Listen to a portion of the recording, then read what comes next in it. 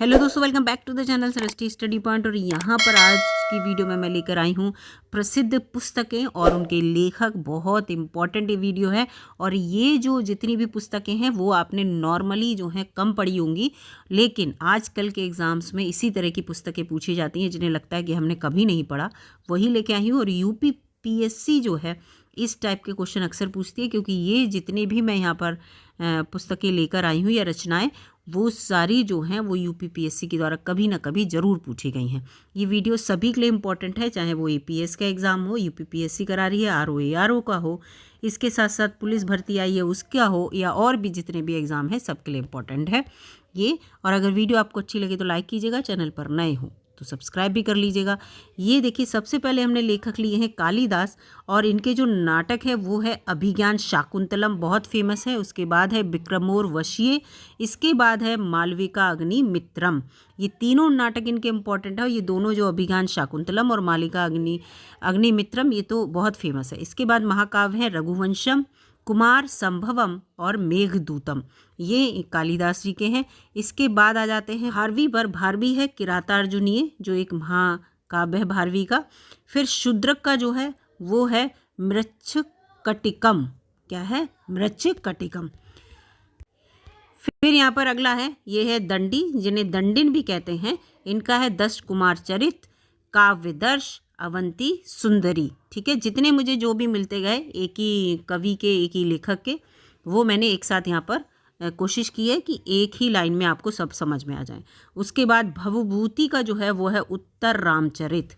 इस तरह से क्वेश्चन आ जाते हैं, उत्तर रामचरित। अब रामचरित मानस में हम लोग इन्वॉल्व हैं, लेकिन ये जो है वो इस तरह से अलग टाइप का थोड़ा क्वेश्चन बनता है। बागभट्ट की जो है वो अष्टांग हृदय संहिता है, और ये चिकित्सा शास्त्र है। ठीक है, ये यहाँ पर है। इसके बाद मेगसनीस की इंडिका, मोस्ट कॉमन है ये सभी को पता होगी। इसके बाद आ जाते हैं अश्वघोष। अश्वघोष की जो है वो सौंदरानंद है, बुद्ध चरितम है, सूत्रालंकार है, और सरिता पुत्र सारीपुत्र प्रकरण, सारीपुत्र प्रकरण है। ठीक है, इसके बाद राजशेखर की जो है वो विद्यशाल भंजिका। राजशेखर की कौन सी है? विद्यशाल भंजिका है। इसके बाद विशाख दत्त की जो है वो है मुद्रा राक्षस। पारणी की जो है वो अष्टाध्यायी है। पतंजलि की महाभाष्य है, आप सबको पता है। यास्क की जो है निरुक्त। इस टाइप की याद कर लीजिएगा, ये तीनों तो आप लोगों ने पढ़ी रखी होंगी, ये अक्सर हम लोग पढ़ते रहते हैं। यास्क की जो है निरुक्त है। फिर कात्यायन की वार्तिक है। क्या है? वार्तिक। कल्हड़ की राजतरंगिणी, आपको पता ही होगी। विज्ञानेश्वर की है मिताक्षरा। विज्ञानेश्वर की क्या है? मिताक्षरा है। सर्ववर्मा की है कातंत्र। सर्ववर्मा की क्या है? कातंत्र। और फिर पद्मगुप्त परिमल की जो है वो है नव सहसांक चरित। नव सहसांक चरित है। हेमचंद्र की जो है वो है द्वाश्रय महाकाव्य है इनका, और इसको हम कुमार पाल चरित भी कहते हैं, चाहे इस रूप में आए चाहे इसमें, दोनों ही एक ही नाम है ये। इसके बाद जयानक ने लिखी है पृथ्वीराज विजय। जयानक ने क्या लिखी है? पृथ्वीराज विजय। इसको याद रखिएगा, क्योंकि जो हम लोग जो है कंफ्यूज ना हो जाए, जैसे पृथ्वीराज रासो और ये सब नाम सुनते रहते हैं ना, तो इसमें इस तरह से। फिर है यहाँ पर बागपति राज ने लिखी है गौंडवहो।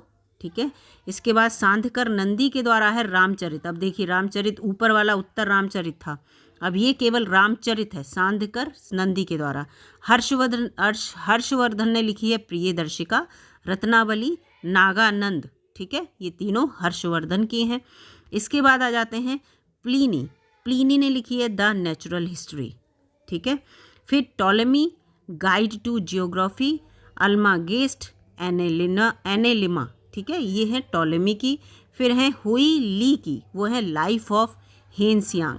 Life of Hengxiang. ठीक है, हेंगसियांग कौन था ये आप बताइएगा।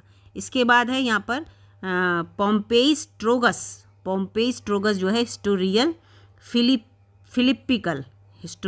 फिलिपिकल जो है वो इन्होंने पोम्पेई स्ट्रोगस ने लिखी। फिर हेरोडोटस ने लिखी द हिस्ट्रीज।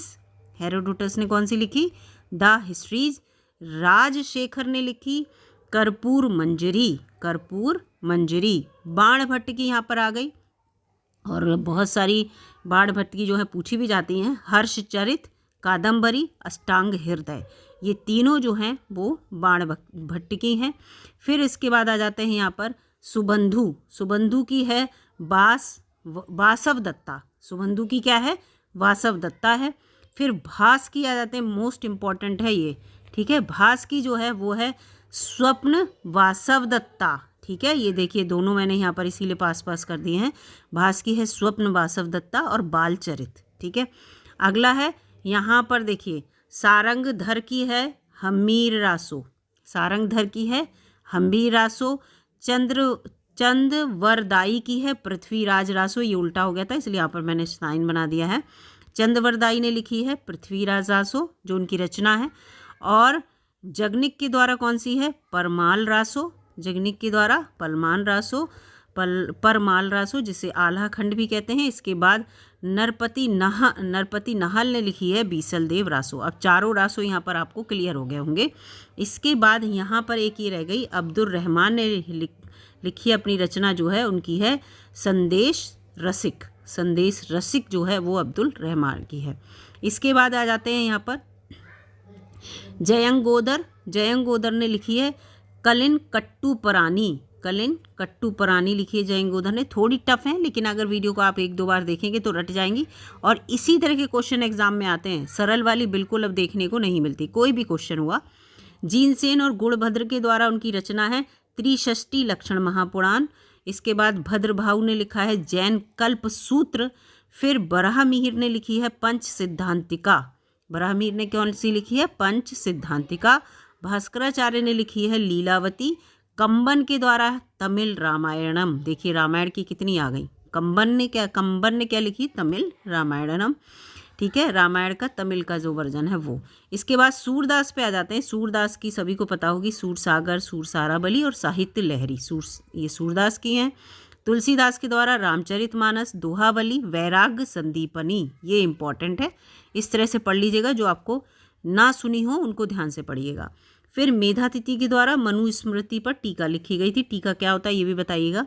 फिर जयदेव ने जो लिखी वो गीत गोविंद है, जयदेव की गीत गोविंद। भोज की देखिए आगे यहाँ पर, भोज की है यहाँ पर सम्रांगण सूत्रधार, सम्रांगण सूत्रधार।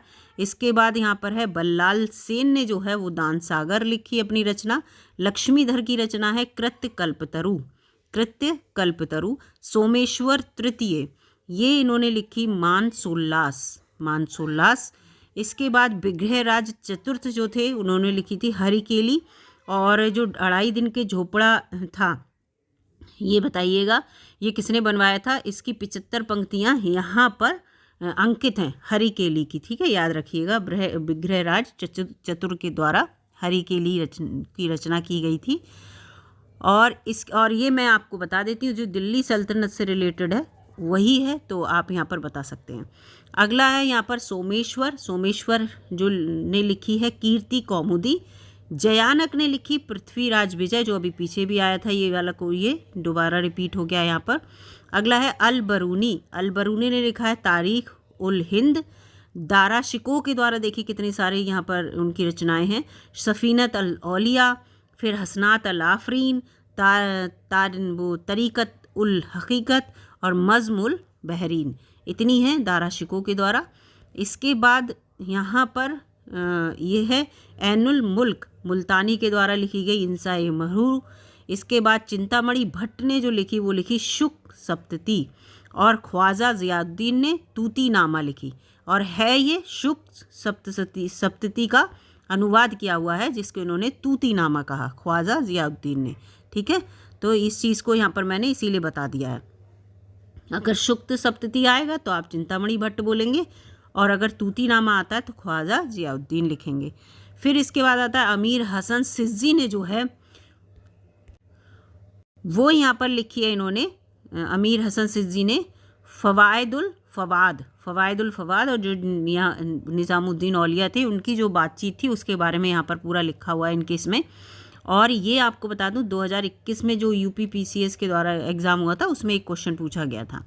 इसके बाद है मुल्ला दाऊद ने लिखी है चंदायन, उनकी रचना अपनी उनकी है। दामोदर कवि जो है उनका पद्मावती कथा इन्होंने लिखी। सोमनाथ ने जो है राग विबोध लिखी।